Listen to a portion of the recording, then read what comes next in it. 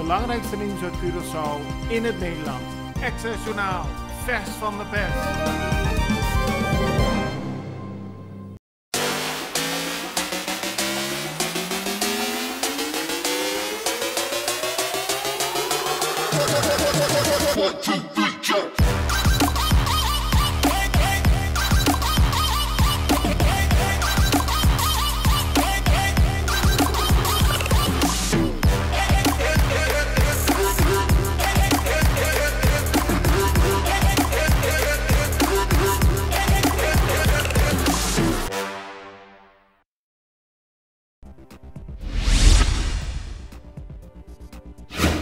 Veel politieagenten zijn vanochtend naar de Mondi bij Krakeel gedirigeerd.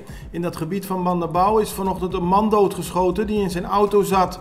De politie onderzoekt de zaak, maar al duidelijk was dat de man geen teken van leven meer vertoonde op het moment dat de ambulance aankwam. De brandweer moest gisteren naar de Kaya Intercom in Roysand toe.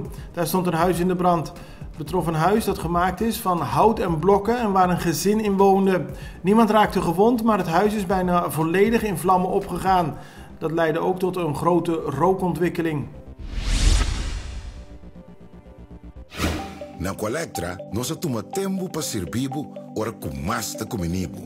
Llama-nos sempre de cliente na telefone 0800-035 de Jaluna para Jabierne voor die setor de mente te cu setor de noite para turno serviço nan of patrãozita. Se você tracita para Jasabra, também por hora. Por escolher para trabocita, riba aqualectra.com e aproveitar a mesura, põe o documento na cerca para visita cerca nós vai mais fácil.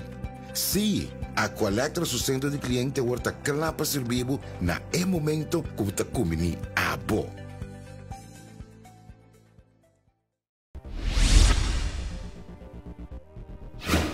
In een commissievergadering van het parlement werd gisteren gesproken over de aanpassing van de verkeerswet. Parlementariër Virginie Braunbil is met het voorstel gekomen om te zorgen dat mensen hun autoruiten donkerder kunnen tinten.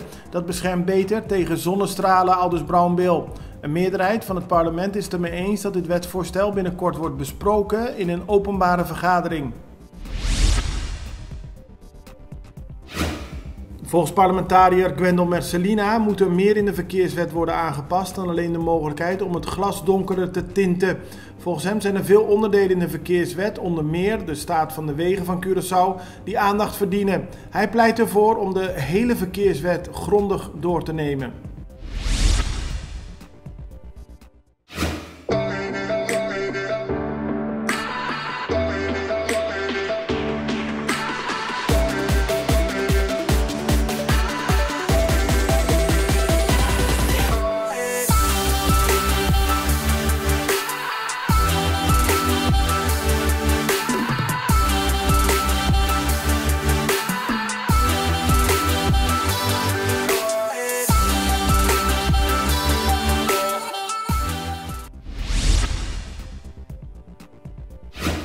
Parlementariër voor de MFK, Americo Today, vindt dat het daadwerkelijk tijd wordt om een parlementaire enquête te beginnen over de totstandkoming van het Curaçao Medical Center.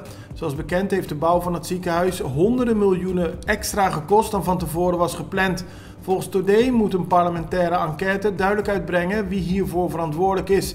Er wordt al langer gesproken over de invoering van een parlementaire enquête, maar volgens Today moeten er nu daadwerkelijk stappen worden genomen.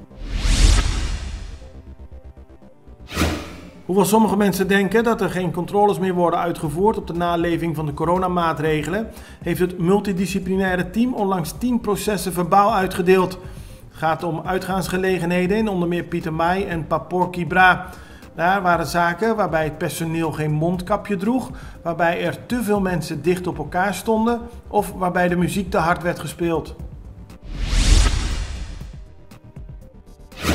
Oud-inspecteur voor de volksgezondheid Jan Huurman heeft een boek geschreven over zijn belevenissen als inspecteur op Curaçao. Het boek heet Inspectie Volksgezondheid Curaçao, Ambitie en Teleurstelling, Botsing van Culturen. Het boek is vorige week in Nederland gepresenteerd. Op 10 november zal Jan Huurman het boek presenteren op Curaçao. Dan kunnen mensen het boek ook laten signeren door de oud-inspecteur. Het belangrijkste nieuws uit Curaçao in het Nederland.